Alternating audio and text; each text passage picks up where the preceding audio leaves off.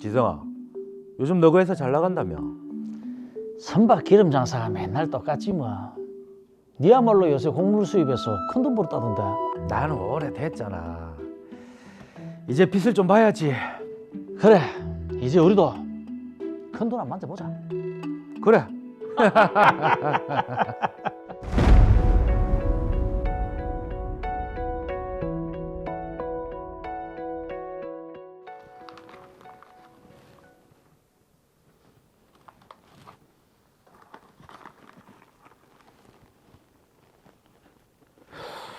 우크라이나에서 들어오는 밀도 괜찮네.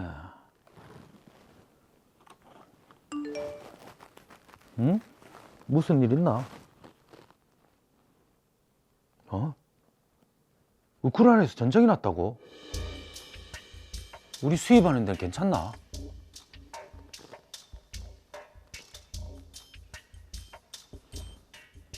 네, 최 사장님. 대표님, 전쟁 났다는데 괜찮습니까? 네, 아직까지는 괜찮습니다. 그런데 여기가 아직 위험한 상황이라서 이번에 보낸 밀수입 대금 조금 빨리 보내줄 수 있겠습니까? 네, 빠른 시간 안에 지급하겠습니다. 그런데 우크라이나 은행이 다 막혔습니다.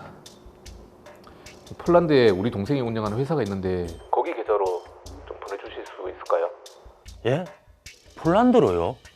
믿을 만한 데니까 사기나 걱정 그런 건 안 하셔도 됩니다. 우리가 벌써 20년 동안 거래해온 사이지 않습니까? 전쟁만 아니면 제가 이런 부탁도 안 드리는데. 예, 그럼 밀수입 대금 2억 보내면 되죠? 감사합니다, 최 사장님. 제가 폴란드 계좌 바로 보내드리겠습니다. 예, 전쟁통에 부디 몸 조심하시고요. 네, 감사합니다. 예. 저는 업체 요구대로 폴란드 회사 계좌로 밀수입 대금 2억 원을 송금했습니다. 잠시 벌어질 일이라고 생각했기에 한국은행에 신고는 하지 않았습니다. 그런데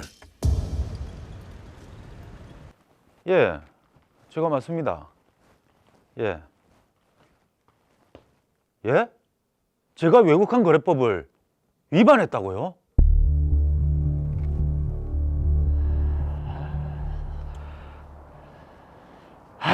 이렇게 얼굴 보고 이야기하면 금방 끝나는데 매번 전화에 이메일로 하니까 자꾸 오류가 생기네. 이참에 두바이에 사무소를 하나 차려야겠는데. 근데 왜 안 오지? 미스터 윤?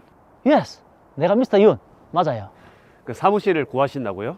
예, 두바이에 연락 사무소를 하나 차리려고 하는데 임대차 계약 하나 가능합니까? 가능하죠. 제가 한국 분들 많이 소개시켜줬습니다. 마침 좋은 사무실이 하나 있는데 한번 보실래요? 오, 예스, 가봅시다.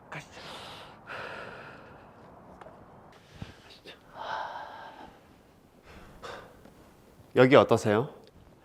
좋네요. 크기도 적당하고 연락 사무소로 쓸 거니까 뭐 이 정도면 좋습니다. 그럼 계약하는 걸로 알고 임대차 계약서 쓰시죠. 예, 알겠습니다. 감사합니다. 저는 두바이에 연락 사무실을 내면서 임대차 계약을 체결했습니다. 이후 영업이 잘 됐고 이 사무실을 해외 현지 법인으로 변경했습니다. 그런데 예? 제가 외국 환거래법을 위반했다고요?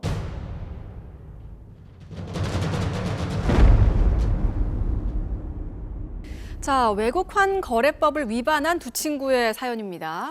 자, 일단 두 사람의 반응을 보면 네. 법을 잘 몰라서 저렇게 된 게 아닌가 하는 생각이 들거든요. 빨리 사건 정리 한번 해보도록 하겠습니다. 최순호 씨는 해외에서 곡물을 수입해 판매하는 일을 하고 있었는데요. 우크라이나에 전쟁이 일어나면서 돌발 상황이 발생했습니다. 거래처에서 우크라이나 상황을 이유로 대금 결제 계좌를 폴란드 은행의 다른 계좌로 변경해달라고 했고 최순호 씨는 폴란드 계좌로 2억 원을 보냈습니다. 반면 친구 윤지성 씨는 한국과 두바이를 오가며 선박유 중개를 해왔습니다. 선박유 공급업체와 긴밀하게 협업하기 위해서 두바이 현지에 연락사무소를 설치하기로 하고 임대차 계약을 체결했습니다. 이후 영업이 잘 되자 기존 연락사무소를 해외 현지 법인으로 변경하고 기존 임대차 계약은 새로 설립한 현지 법인으로 승계했는데요. 윤지성 씨 역시 이와 관련한 사항을 따로 신고하지는 않았습니다. 이후 윤지성 씨와 최순호 씨 두 사람 모두 외국환 거래법을 위반했다는 통보를 받고 깜짝 놀란 상황입니다. 자, 외국환 거래법 위반. 이건 저희도 처음 소개를 해드리는 것 같아서 그렇죠. 저조차도 굉장히 좀 생소한데. 아, 너무 어려울 것 같아요. 예, 자 일단 외국환 거래법이라는 게 어떤 건지 좀 알아봐야 될 것 같습니다. 최재한 변호사님, 이게 어떤 건가요? 네, 이제 외국환 거래법은 이제 과거에 외국환 관리법으로 이제 시행이 되던 것이 이제 개정된 건데요. 네. 그 외화를 해외로 송금하거나 지급받는 뭐 외국환 거래, 그리고 이제 자금 거래, 그 자본 거래, 그 해외 직접 투자 등을 이제 모두 규율하고 있는 법률입니다.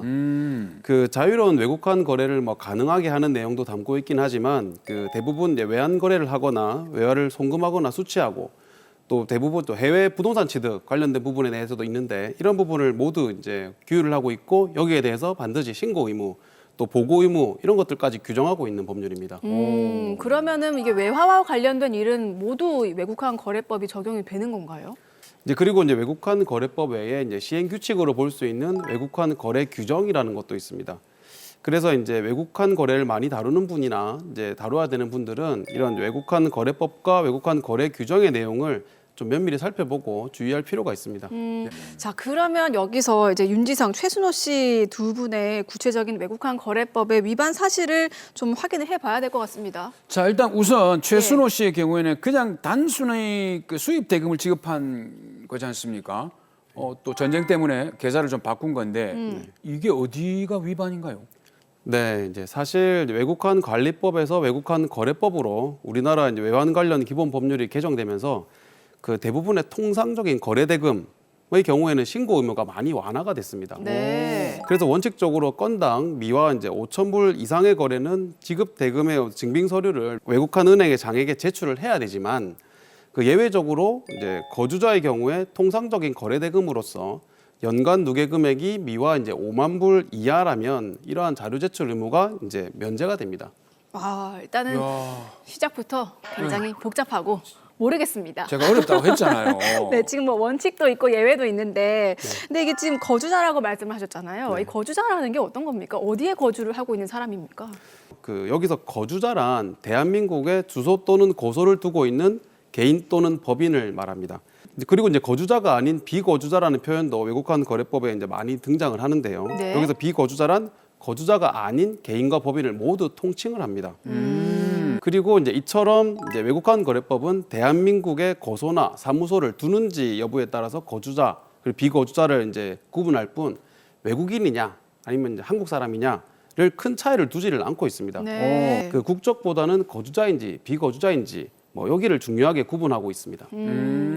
자, 그러면 일단 최순호 씨는 지금 통상적인 거래 대금으로 지급을 한 거니까 연간 5만 불 이내인 경우는 특별히 신고 의무가 없는 거고 그 이상이라면 신고 의무가 있다. 이렇게 이해를 하면 되겠네요. 그렇죠. 그런데 여기서는 이제 최순호 씨가 거래 당사자인 우크라이나 업체로 돈을 보낸 게 아니라 그 폴란드에 있는 업체로 이제 보낸 것이 문제가 되는 겁니다. 그 이러한 거래는 외국환 거래법상 제3자 지급이라고 하는데요. 그 외국환 거래법 제16조 제3호에서 이러한 제3자 지급은 반드시 신고해야 되는 내용이라고 규정을 하고 있습니다. 예. 그리고 이제 이러한 신고는 제3자에게 대한 지급이 이루어지기 전에 미리 신고해야 된다라고도 규정하고 있습니다. 그럼 사전에 신고를 해야 된다고 하는데 네. 그 어디에다 신고를 합니까? 112, 119 아닙니까? 네, 이게 우선 이제 금액별로 일단 이제 신고해야 하는 곳이 달라집니다. 그 제3자 지급의 신고와 관련해서는 외국환 거래 규정 제5-10조에서 규정을 하고 있는데요. 먼저 5,000불 이하의 금액을 제3자에게 지급하는 경우에는 별도로 신고 의무가 없습니다. 네. 그런데 이제 5,000불 초과 1만 불 이내의 금액이라면 그 외국환 은행에 신고를 하면 되고요. 그 1만 불을 초과하는 경우에는 한국은행에 신고를 해야 됩니다. 그 구체적인 뭐 신고 방법이나 절차 그리고 필요한 서류 등에 대해서는 이제 한국은행 홈페이지에 자세하게 나와 있으니까 그런 부분을 좀 참고하셔도 되겠습니다. 자, 그러면 지금 최순호 씨 같은 경우에는 1만 불을 초과했기 때문에 한국은행에 신고를 했어야 되는데 신고를 하지 않았거든요. 네. 미리 신고를 안 하면 어떻게 되나요? 네, 만약 이제 신고를 하지 않은 경우에는 외국환 거래법 그리고 이제 외국환 거래 당사자에 관한 제재 규정이라는 것이 있는데 여기에 따라 과태료가 부과될 수 있고요. 예. 그 이와 별도로 이제 만약 이제 25억 이상의 돈을 이제 제3자에게 지급하면서 사전에 신고를 하지 않은 경우라고 하면 외국간 거래법 제29조에 따라서 이제 징역 1년 이하의 징역 또는 1억 이하의 벌금에 처해질 수 있습니다. 자, 그런데 이렇게 최순호 씨처럼 이런 법들을 잘 몰라서 불법 송금을 하는 경우가 일상에서는 꽤 많을 것 같은데요. 이제 특히 해외 인터넷 이제 직구를 하는 과정에서 다량으로 물품을 사는 경우가 있는데 이럴 때 이제 구매 대행 업체를 통해서 물품을 살 때 이런 문제가 발생하기도 합니다. 근데 제가 기사를 언뜻 본 것 같은데 인터넷으로 구매 대행을 할 때는 따로 신고를 하지 않아도 된다 이런 얘기를 들은 것 같거든요. 아닌가요? 네, 사무장님께서 기사 내용을 잘 기억하고 계셨습니다. 그런데 이제 이는 이제 국내 구매 대행 업체를 통해 가지고 이제 돈을 지급하는 경우하고 국내 구매 대행 업체가 이제 해외 판매자에게 외화를 송금하는 경우를 이제 말하는 겁니다. 네. 따라서 이제 만약 해외에 있는 구매 대행 업체에게 외화를 이제 송금을 하고 판매자가 또 이제 달라지는 경우에는 이러한 예외 규정이 적용되지 않기 때문에 주의할 필요가 있습니다. 실제로 해외 국가의 통화로 송금하지 않으면 이제 구매가 어려운 경우가 있습니다. 네. 이제 이때 이제 달러로 송금을 이제 받아가지고 해외 국가의 현지 통화로 환전을 해서 물품을 구매해서 국내로 이제 배송해주는 해외 구매 대행 업체들이 많이 있습니다. 네. 근데 이러한 해외 구매 대행 업체의 경우에는 이제 외국환 거래 규정상 그 예외에 해당하지 않기 때문에 만약에 5,000불 이상의 구매 대금을 송금하는 경우에는 이제 반드시 사전에 신고를 해야 됩니다. 아니 그 사전 신고를 혹시 그 구매 대행 업체에서 대신 해주는 거 아닙니까? 이 누가 신고를 해야 되죠? 그러게요. 이제 신고는 이제 반드시 이제 구매를 하는 국내 거주자가 이제 신고를 해야 됩니다. 아, 자, 이 부분은 정말 꼼꼼하게 알아둬야 될 필요가 있습니다. 그러네요. 저희 예. 와이프는 그냥 막 사던데 얘기를 다량으로 하려고 안 사셔서 그렇습니다. 금액이 안 넘으시겠죠? 아, 그렇겠죠? 예, 예. 그런데 말입니다. 아, 이게 지금 최순호 씨 친구 그 윤지성 씨 있지 않습니까? 네. 이분은 해외에서 임대차 계약을 한 후에 외국환 거래법 위반이라고 연락을 받은 것 같은데 사실 이거 해외에서 임대차 계약을 체결하는 것도 외국환 거래법의 적용 범위입니까? 네, 이제 원칙적으로 거주자와 비거주자 간의 그 부동산 임대차 계약은 신고 대상이긴 합니다. 네. 그래서 이제 해외에 있는 부동산을 임차하는 경우에도 이제 원칙적으로는 신고를 해야 됩니다. 그런데 이제 외국환 거래 규정 제9-39조에 따라서 임대차 보증금이 이제 1만 불 이하거나 아니면 해외 체제자 또는 해외 유학생 이런 사람들이 이제 본인이 거주할 목적으로 이제 부동산을 임차하는 경우에는 그 신고 의무가 면제가 됩니다.